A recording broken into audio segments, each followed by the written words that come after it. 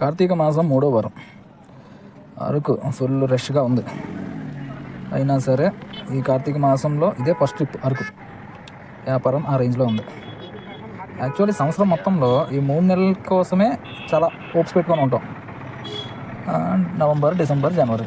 Almost November అయిపోయింది. ఇంకా December, జనవరి ఎలా ఉంటుందో చూడాలి. వ్యాపారం నాకు ఒక్కడికే అలా ఉందా, అందరికీ అలా ఉందా? ఈరోజు శనివారం అయినా నాది ఇంకో డిజైర్ ఖాళీగా ఉంది. మీకు ఎలా ఉందో చెప్పండి. బిస్కెట్లు ఎలా కోతులకి. యాక్చువల్లీ నేను రెగ్యులర్ ఒక ప్లేస్లో ఆపుతాను, అక్కడైతే చాలా ఎక్కువ ఉంటాయి. ఇప్పుడు ఏంటంటే అక్కడ ఆపడం అవ్వలే. అమ్మ ఇప్పుడు కొడుకుంటున్నాడు, దాని బిస్కెట్ తీసుకున్నట్టు అమ్మ కలిసేస్తుంది. సరిపోయింది డబ్బుకి. కాఫీ ప్లాంటేషన్లో కాఫీ తాగి ఇంకా డైరెక్ట్ పైకి. అరకు సీజన్ స్టార్ట్ అయిపోయింది.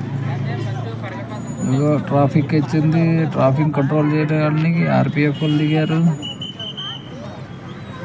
ఇక్కడ రూము నార్మల్ డేస్లోని 1200, 1500. అదే రూము ఈరోజు మా క్లయింట్ 2500 పెట్టుకున్నారు. మరి ఏంటి అంటే ఇంక తప్పదు. ఇక్కడ చూడండి, ఇది కట్లు. ఇవి నార్మల్ రోజుల్లో 150 రూపాయలు, దానికంటే పెద్ద కట్టు వస్తుంది.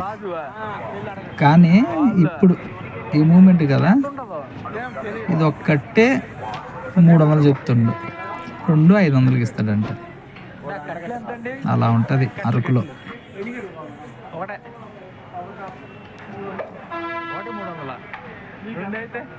అది లెక్క.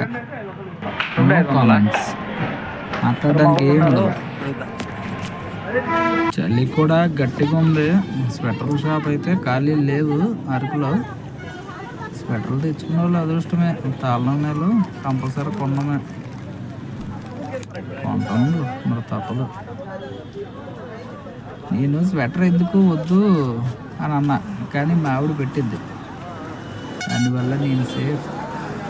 Thank you money.